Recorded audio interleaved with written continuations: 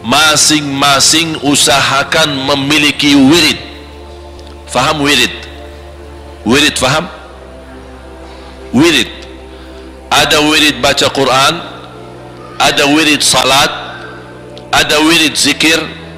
Jadi wirid itu hal sederhana tapi diistiqomahkan. Contoh,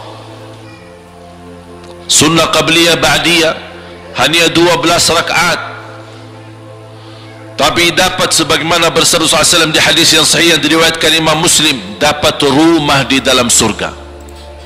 12 rakaat yang disebut sunnah qabliyah ba'diyah, 2 rakaat sebelum subuh. Cuba hitung sama-sama, karena banyak orang tidak tahu sunnah qabliyah subuh berapa. Saya berapa kali tanya sama jemaah, ada yang bilang 14, ada yang bilang 16, ada yang bilang 10. Yang disebut dalam hadis yang sahih 12. Barang siapa yang menjaga 12 rakaat dalam sehari dan semalam dapat rumah di surga, yang disebut oleh ulama sunnah qabliyah ba'diyah. 2 rakaat sebelum subuh. Yang dimaksud sunnah qabliyah ba'diyah beda sama sunnah umum. Sunnah qabliyah ba'diyah ada sunnah yang lain, itu namanya sunnah mutlak. Kalau dalam fikih disebut sunnah mutlak. Apa yang arti sunnah mutlak? Umum. Seperti apa? Duha, tahiyatul masjid, sunnah wudu, sunnah hajat, dan yang lain-lain. Itu namanya umum, tidak terkait dengan salat wajib. Tapi kalau sunnah qabliyah ba'diyah, syaratannya apa? Tidak ada sunnah qabliyah ba'diyah kalau tidak ada salat. Artinya apa? Jangan-jangan orang rutin jaga salat sunnah qabliyah ba'diyah tapi tidak salat sama sekali. Lucu ya?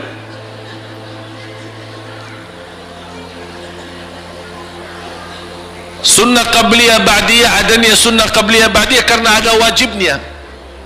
Dan wajib itu kalau ada kekurangan di salat wajib, dan pasti ada kekurangan, tidak ada yang sempurna salatnya, termasuk saya.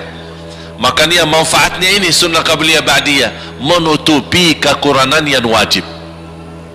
Makanya pertama yang dihisab, kata Allah subhanahu wa ta'ala kepada malaikatnya, periksa salat hambaku. Habis diperiksa salatnya, ya Allah banyak kekurangan. Apa kata Allah? Lihat sunnahnya, ada enggak sunnahnya? Kata malaikat, ada ya Allah. Tutupi kekurangan yang wajib dengan salat sunnahnya. Dan ini salat sunnahnya termasuk sunnah qabliyah ba'diyah dan termasuk sunnah yang lain, menutupi kekurangan yang wajib. Makanya penting sekali walaupun hukumnya sunnah.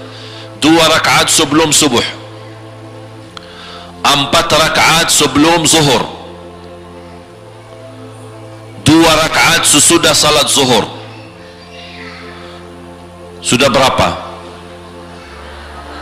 8. 2 rakaat sesudah salat maghrib, 2 rakaat sesudah salat isya. Itu yang disebut salat sunnah qabliyah ba'diyah. Di luar itu ada sunnah mutlak. Contoh, barang siapa bersabda SAW, barang siapa yang salat sebelum asar 4 rakaat dapat rahmat dari Allah, itu di luar sunnah qabliyah ba'diyah. Itu namanya sunnah umum. Ketika kita ada luang salat 4 rakaat. Kalau salat sunnah tetap 2, tidak boleh digabung. Karena Rasulullah SAW di hadis yang sahih, la tushabbihun nafilata bil faridah, tidak boleh disamakan salat wajib dengan salat sunnah. Artinya kalau ada sunnah qabliyah 4 rakaat, berarti 2 dulu baru 2 lagi. Tidak boleh disamakan dengan salat zuhur atau salat asar. Syarat sunnah qabliyah ba'diyah, pertama terlaksana salat wajib, terkait dengan salat wajib. Yang kedua sesudah azan. Tidak ada sunnah qabliyah sebelum azan. Jadi kalau belum azan, berarti kalau anda salat sunnah, itu sunnah apa? Mutlak. Sunnah apa? mutlak. Bahasa lain di dalam fikih, nafilah. Apa itu nafilah? Ya sunnah umum. Masuk masjid belum azan, ingin salat 2 rakaat, 4 rakaat, 6 rakaat, itu semua namanya nafilah mutlak, sunnah mutlak. Begitu azan anda salat 2 rakaat, itu namanya sunnah qabliyah, sesudah azan. Termasuk sunnah fajar. Sunnah fajar atau sunnah subuh atau sunnah qabliyah subuh itu sama, satu, cuma 3 nama. Sunnah fajar disebut dalam fikih sunnah fajar, disebut pula sunnah subuh, disebut juga sunnah qabliyah subuh.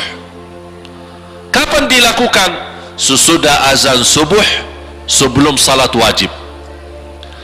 Berarti sunnah fajar yang selama ini kita dengar, sunnah fajar sebelum azan, itu bukan sunnah fajar yang sebelum azan. Kalau belum azan, apapun anda salat, itu semua termasuk salat malam, dihitung sebagai salat malam. Nawaitu salat taubat kah, nawaitu salat hajat kah, nawaitu salat apa saja, sama disebut di bawah kata umum salat malam.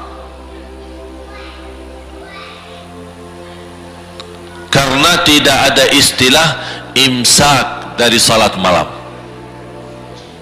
Faham gak imsak? Kalau lagi puasa kan biasa imsak kan sebelum. Kalau salat malam tidak ada imsaknya. Kapan berhenti salat malam? Kalau dengar azan. Misal ini lagi salat, pas rakaat kita udah mulai Allahu Akbar salat malam, kita lagi sudah 2 rakaat. Pas saya salat dah perhatiin waktu. Ketika saya lagi salat terdengar azan subuh, saya masih salat, langsung dilanjutkan, habiskan, tidak apa-apa.